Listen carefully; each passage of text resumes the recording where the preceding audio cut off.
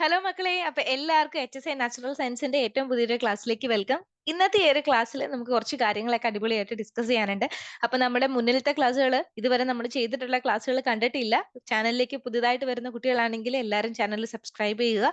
അതുപോലെ തന്നെ ഞാൻ 2 പ്ലേലിസ്റ്റ് ആഡ് ചെയ്തിട്ടുണ്ട്.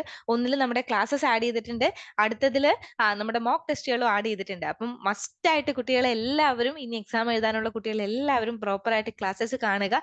അതുപോലെ തന്നെ മോക്ക് ടെസ്റ്റുകൾ അറ്റൻഡ് ചെയ്യുക. നമ്മുടെ ചാനലിൽ ക്ലാസ്സുകൾ എങ്ങനെയാണ് പ്രൊവൈഡ് ചെയ്യുക എന്ന് പറയുകയാണെങ്കിൽ, സിലബസ് ബേസ് ചെയ്തിട്ടായിരിക്കും ഞാൻ ക്ലാസ്സസ് പ്രൊവൈഡ് ചെയ്യുന്നുണ്ടാവുക.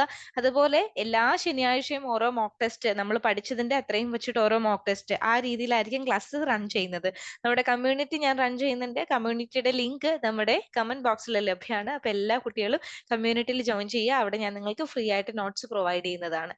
ഓക്കെ, അപ്പൊ ഇത്രയും കാര്യങ്ങൾ ക്ലിയർ ആണല്ലോ എല്ലാവർക്കും? മറക്കാതെ നമ്മുടെ ക്ലാസ്സിനെ കുറിച്ചുള്ള അഭിപ്രായവും നിങ്ങൾ കമന്റ് ബോക്സിൽ അറിയിക്കണം.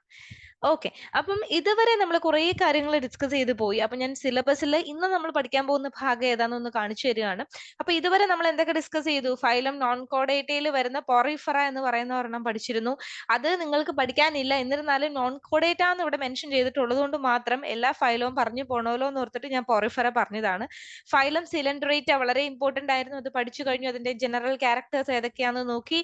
അതുപോലെ ഫൈലം സിലിണ്ടറേറ്റയുടെ ക്ലാസ്സസ്, അതിന് പിന്നെയും ഡിവൈഡ് ചെയ്തിട്ടുള്ള ക്ലാസ്സസ് ആയിട്ടുള്ള ഹൈഡ്രോസോവ അതിന്റെ എക്സാമ്പിൾ ഒബീലിയ പഠിച്ചു, സ്കൈഫോസോവ അതിന്റെ എക്സാമ്പിൾ ഒറീലിയ പഠിച്ചു, ആൻഡർസോവ അതിന്റെ എക്സാമ്പിൾ സി അനിമോൺ പഠിച്ചു. പിന്നെ പോളിമോർഫിസം എന്ന് പറയുന്ന ഒരു പ്രതിഭാസം, അല്ലെങ്കിൽ അങ്ങനെ ഒരു പ്രോസസ് എന്താണെന്ന് പഠിച്ചു. സിലിണ്ടറേറ്റയിലുള്ളതാണത് പോളിമോർഫിസം. ഓക്കെ, അപ്പൊ ഇത്രയും കാര്യങ്ങളാണ് നമ്മൾ ഇതുവരെ കംപ്ലീറ്റ് ചെയ്തിട്ടുള്ളത്. ഇന്ന് ടീച്ചർ വന്നിട്ടുള്ളത് അടുത്ത ഫൈലം പഠിപ്പിച്ചു തരാനായിട്ടാണ്. ഫൈലം പ്ലാറ്റി ഹെൽമിന്തിസ് ആണ് നമ്മൾ നോക്കുന്നത്. ഫൈലം പ്ലാറ്റി ഹെൽമിന്തിസിന്റെ ജനറൽ ക്യാരക്ടേഴ്സ് ആണ് മക്കളെ നമ്മൾ ഇന്ന് പ്രധാനമായിട്ടും പഠിക്കുക. പക്ഷേ ഇത് കൂടാതെ ഒരു ചെറിയൊരാളെയും കൂടി ഞാൻ ഇന്ന് നിങ്ങൾക്ക് പരിചയപ്പെടുത്തി തരുന്നുണ്ട്, ഫൈലം ടീനോഫോറ എന്ന് പറഞ്ഞിട്ട്.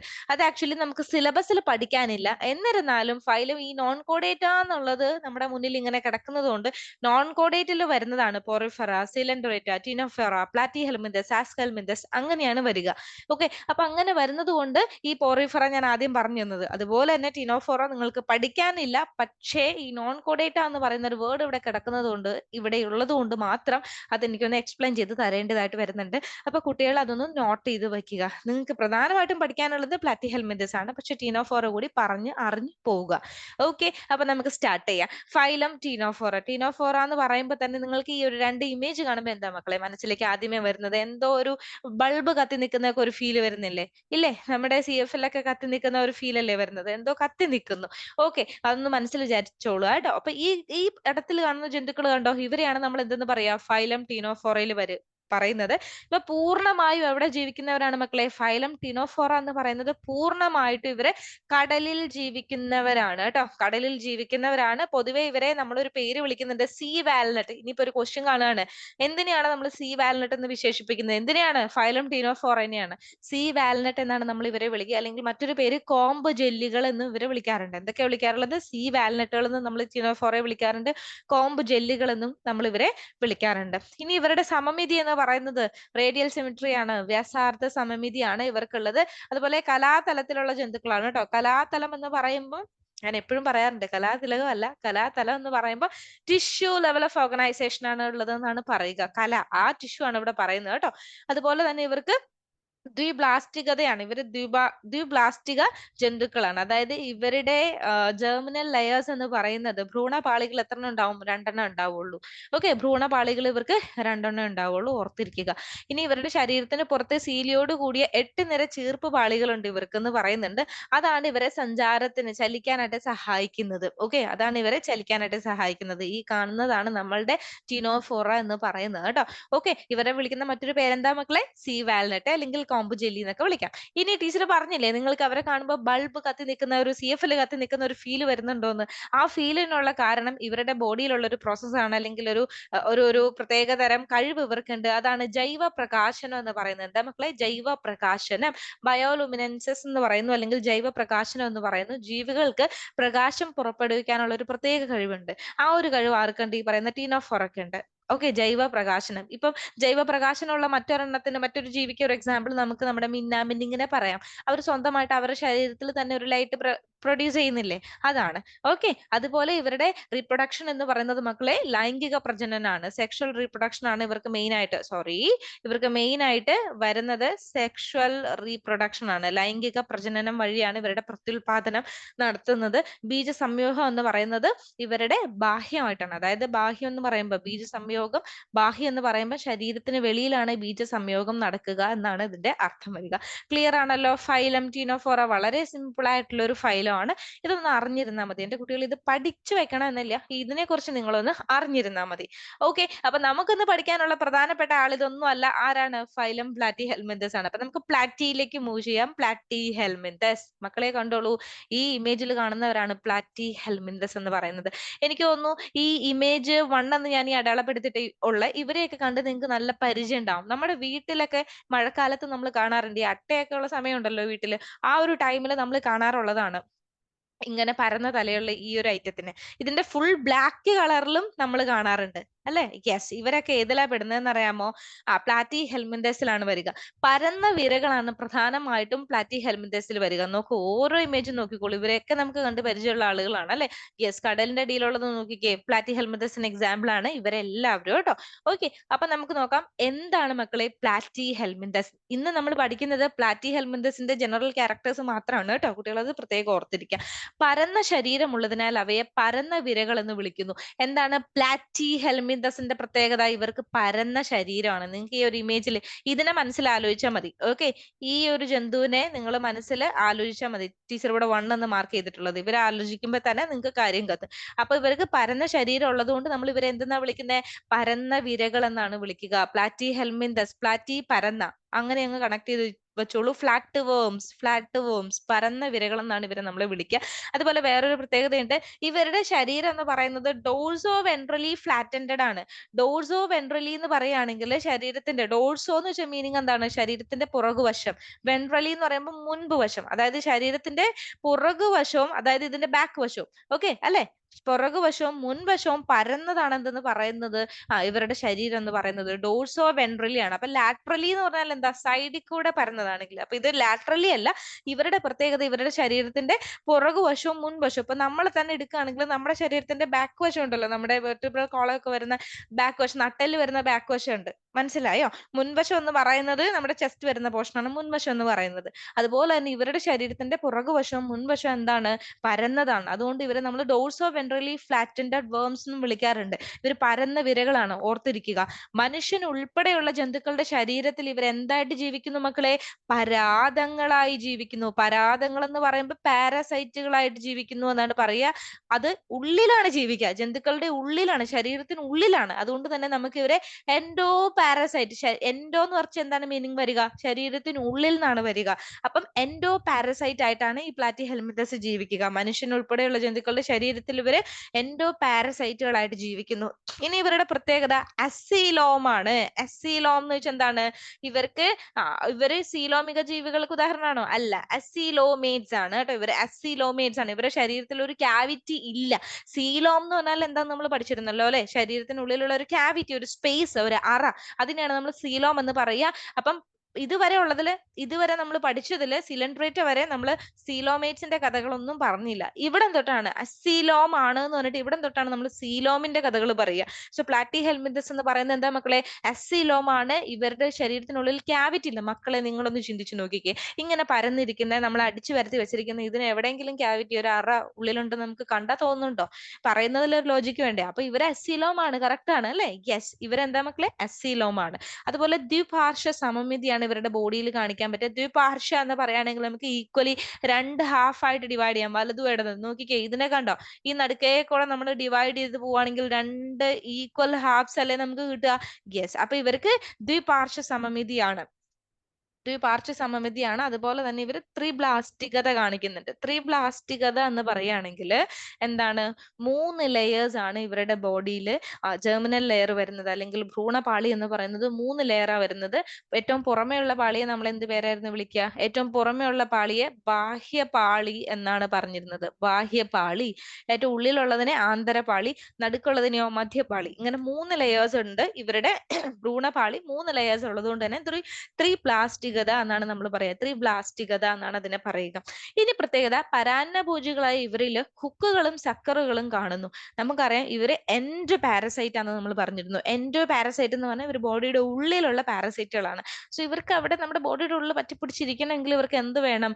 അതിനെ കണക്ട് ചെയ്യാനായിട്ട് ഹുക്ക് ലൈക്ക് സ്ട്രക്ചർ. ഹുക്ക് അറിയാലോ, ഇതിനെയല്ലേ നമ്മൾ ഹുക്ക് എന്ന് പറയാ, ഹുക്കുകൾ അല്ലെ, കൊളുത്തുകൾ, ഹുക്കുകൾ. ഓക്കെ, അപ്പൊ കൊളുത്തുകളും സക്കറുകൾ. സക്കർ എന്ന് പറഞ്ഞാൽ എന്തിനു വേണ്ടിയിട്ടാണ്?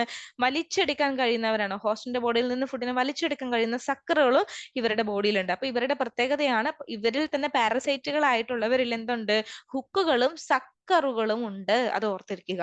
ഇനി ഇവയിൽ ചിലത് ആതിഥേയരിൽ നിന്ന് പോഷകങ്ങൾ അവരുടെ ശരീര ഉപരിതലത്തിലൂടെ നേരിട്ട് ആഗിരണം ചെയ്യുന്നു. മനസ്സിലായോ? ഇവയിൽ ചിലത് എന്ത് ചെയ്യുന്നു? ആതിഥേയർ എന്ന് പറഞ്ഞാൽ ഇവർ ചെന്ന് അറ്റാച്ച് ചെയ്യുന്ന ഹോസ്റ്റ്. ഇപ്പൊ ഇവര് നമ്മുടെ ബോഡിയിലാണ് വന്നിട്ടുള്ളെങ്കിൽ നമ്മളാണ് ആതിഥേയര്. മനസ്സിലായോ? നമ്മളാണ് ഹോസ്റ്റ് എന്ന് പറയുന്നത്.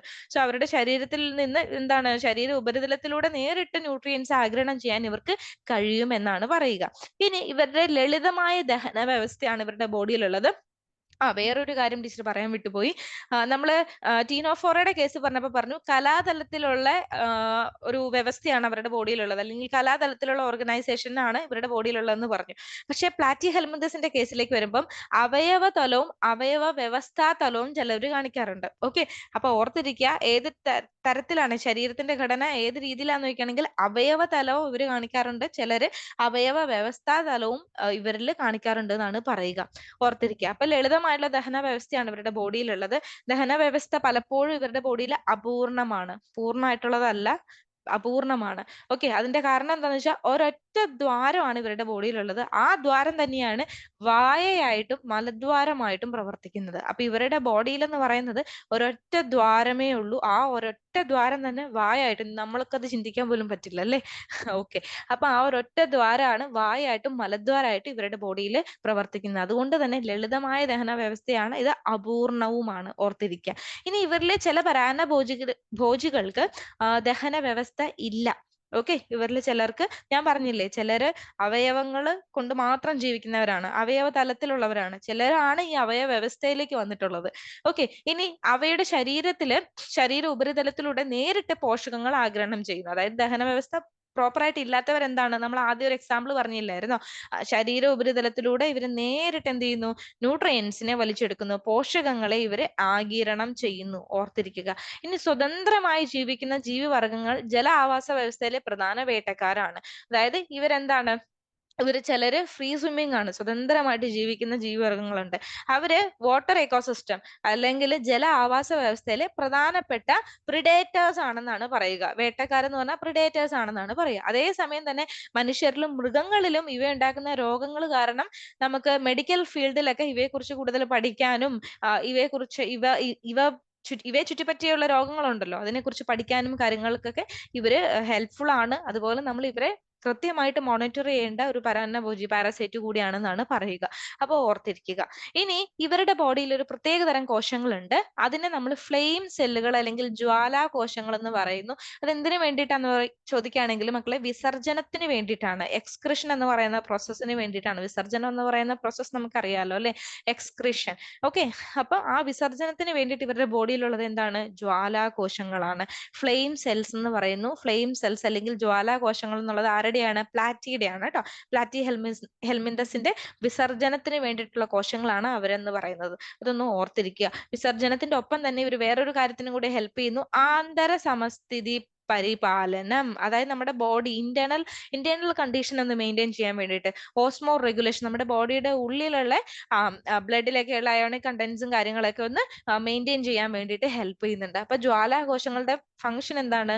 ആന്തര സമസ്ഥിതി പരിപാലനം ഉണ്ട്, അതുപോലെ തന്നെ വിസർജനത്തിന് നമ്മളെ സഹായിക്കുന്നുണ്ട് എന്നാണ് പറയുക.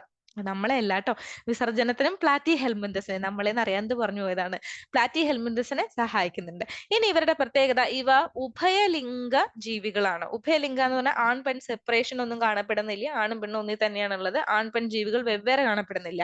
ഇവ ഉഭയലിംഗ ജീവികളാണ്, അത് ഓർത്തിരിക്കുക. ഇവരുടെ ബീജ സംയോഗം എന്ന് പറയുന്നത് എന്താണ്? ആന്തരമാണ്, ആന്തര ബീജ സംയോഗമാണ്. നമ്മൾ ടീനോഫോറയിൽ ബാഹ്യാണ് പഠിച്ചത്, ഇവിടെ എന്താണ്? ആന്തര ബീജ സംയോഗമാണ്. ബോഡിയുടെ ഉള്ളിൽ വെച്ചിട്ടാണ് ഫീമെയിലിൽ നിന്നുള്ള എഗ്ഗും മെയിലിൽ നിന്നുള്ള സ്പേമും അല്ലെ, അതിനെയാണ് നമ്മൾ ഗ്യാമേറ്റ്സ് എന്ന് പറയുക. ഈ ഗ്യാമേറ്റുകള് കൂടിച്ചേരുന്നത് അല്ലെങ്കിൽ കൂട്ടിമുട്ടുന്നത്. അതുകൊണ്ട് തന്നെ ആന്തരബീജ സംയോഗമാണ് ഇവരുടെ ബോഡിയിൽ നടക്കുക. അതിന്റെ ഫലമായിട്ടുണ്ടാവുന്ന കുഞ്ഞുങ്ങൾ നിരവധി ലാർവൽ ഘട്ടങ്ങളിലൂടെ കടന്നു പോയിട്ടാണ് പൂർണ്ണ വളർച്ച എത്തുന്നത്. അതുകൊണ്ട് തന്നെ ഇവരുടെ ഡെവലപ്മെന്റ് എന്ന് പറയുന്നത് നമ്മൾ ഇൻഡയറക്റ്റ് എന്ന് പറയും. അതായത് ഒരു കുഞ്ഞുണ്ടായി കഴിഞ്ഞാൽ, ആ ഒരു കുഞ്ഞ് ഫോം ചെയ്ത് കഴിഞ്ഞാൽ അത് ഒരുപാട് ലാർവൽ സ്റ്റേജിലൂടെ കടന്നു പോയിട്ടാണ് അത് പൂർണ്ണ വളർച്ചയിൽ എത്തുന്നത്. അതുകൊണ്ട് തന്നെ ഇതെന്താണ്, ഇൻഡയറക്റ്റ് ആയിട്ടുള്ള പരോക്ഷമായിട്ടുള്ള വികസനമാണെന്ന് നമുക്ക് വേണമെങ്കിൽ പറയാൻ പറ്റും. ഇതിനൊരു ബെസ്റ്റ് എക്സാമ്പിൾ ആണ് പ്ലനേറി എന്ന് പറയുന്നത്. വേറൊരു കാര്യമുണ്ട് മക്കളെ, ഞാൻ പറഞ്ഞു ഇവരുടെ ബോഡിയിൽ ലൈംഗിക റീപ്രൊഡക്ഷൻ, പ്രത്യുൽപാദനം മെയിൻലി നടക്കുന്നുണ്ട് എന്ന് പറഞ്ഞു. നമ്മൾ അങ്ങനെ ഒരു കാര്യം പഠിച്ചിരുന്നു, ലൈംഗിക പ്രത്യുൽപാദനം നടക്കുന്നുണ്ട്. അതിന്റെ ഒപ്പം തന്നെ ഇവരുടെ ബോഡിയിൽ ചിലരിൽ അലൈംഗിക പ്രത്യുൽപാദനം നടക്കുന്നുണ്ട്. അതിന് എക്സാമ്പിൾ ആണ് പ്ലനേറി എന്ന് പറയുന്നത്. ഇവർക്ക് പുനരുത്ഭവ ശേഷിയുണ്ട്, റീജനറേഷനുള്ള കപ്പാസിറ്റി ഉണ്ട്. പുനരുത്ഭവം റീജനറേഷൻ എന്ന് പറഞ്ഞാൽ പേടിക്കണ്ട, ഞാനൊന്ന് വരച്ചു കാണിച്ചു തരാം. ജസ്റ്റ് ഈ വരച്ചിരിക്കുന്നത് പ്ലനേറിയാന്ന് വിചാരിക്കട്ടെ, ടീച്ചർ ഈ വരച്ചിരിക്കുന്നത് പ്ലനേറിയാന്ന് വിചാരിക്കട്ടെ. ഇതാണ് ആ ഒരു ഓർഗാനിസം. ഓക്കെ, ഒരാള് പോയിട്ട് ഈ പ്ലനേറിയനെ 2 പീസാക്കി മുറിച്ചു. ഓക്കെ, ഇങ്ങനെ 2 പീസാക്കി മുറിച്ചു. ഇപ്പൊ അതെ, ഇത് പീസ് 1, ഇത് പീസ് 2. മക്കളെ എന്ത് ചെയ്യുന്നറിയാമോ? ഈ ഓരോ പീസും എന്ത് ചെയ്തു, ആ മുറിഞ്ഞ ഭാഗം അവര് വീണ്ടും ഉൽപ്പാദിപ്പിക്കും. അതായത് ഇതിപ്പോ പീസ് 1 ആണല്ലോ അല്ലെ, പീസ് 2 ആണെങ്കിൽ ഇങ്ങനെ നിൽക്കുന്നു. ഈ നിൽക്കുന്നതാണ് പീസ് 2 എന്ന് പറയുന്നത്. പീസ് 2 ഇതാണ് അല്ലെ, പീസ് 2ഉം പീസ് 1ഉം. ഈ മുറിഞ്ഞ ഭാഗത്ത് നിന്ന് ആ ഓർഗാനിസം വീണ്ടും വളർന്നു വരുന്നതാണ് പറയുക. ഞാൻ അതിന് വേറെ കളർ വെച്ചിട്ട് നിങ്ങൾക്ക് ഒന്ന് കാണിച്ചു തരികയാണ്. ആ മുറിഞ്ഞ ഭാഗത്ത് നിന്ന് ആ ഓർഗാനിസം എന്ത് ചെയ്യും, വീണ്ടും വളർന്നു വരും. യെസ് യെസ്, ഇതിപ്പോ പുതിയൊരു പ്ലനേറിയ ആയി അല്ലെ. ആ പീസ് 1 വളർന്ന് പുതിയൊരു പ്ലനേറിയ രൂപപ്പെട്ടു. അതുപോലെ പീസ് 2ഉം എന്ത് ചെയ്യുന്നു, വളർന്നു വരുന്നു. ആ ഭാഗവും ഇതുപോലെ മുറിഞ്ഞ ഭാഗം കൂടി വരുന്നു. ഓക്കെ, ഇപ്പൊ ഇവിടെ എത്ര പ്ലനേറിയ ഉണ്ട്? 3 പ്ലനേറിയനെ നമുക്ക് ഇവിടെ കാണാൻ പറ്റും അല്ലെ. ഇതൊന്നാമത്തെ പ്ലനേറിയ, രണ്ടാമത്തെ പ്ലനേറിയ, മൂന്നാമത്തെ പ്ലനേറിയ. ഇതിലെ 2ഉം 3ഉം റീജനറേഷനിലൂടെ ഉണ്ടായി വന്നതാണ്. മനസ്സിലായോ? അതാണ് ഇവർക്ക് പുനരുത്ഭവ ശേഷി ഉണ്ട് എന്ന് നമ്മൾ പറയുക, റീജനറേഷൻ എന്ന് പറയുന്ന കപ്പാസിറ്റി ഉണ്ട് എന്ന് പറയുക. ഇതിനൊരു ബെസ്റ്റ് എക്സാമ്പിൾ ആണ് ഈ പ്ലനേറിയ അല്ല, പ്ലാറ്റി ഹെൽമിന്തസിന്റെ ബെസ്റ്റ് എക്സാമ്പിളുകളാണ് ടീനിയ എന്ന് പറയുന്നത് കേട്ടോ. ടീനിയ, ടേപ്പ് വോം എന്ന് പറയും നമ്മൾ, ടേപ്പ് വോം, ടേപ്പ് വോം എന്ന് പറയും, ടേപ്പ് വോം അല്ലെങ്കിൽ നാടവിര എന്നും പറയും, രണ്ടും കറക്റ്റ് ആണ്. ടീനിയ ഒരു ബെസ്റ്റ് എക്സാമ്പിൾ ആണ്. ഫാസിയോള, ലിവർ ഫ്ലൂക്ക് കേട്ടോ, ഫാസിയോള, ലിവർ ഫ്ലൂക്ക്.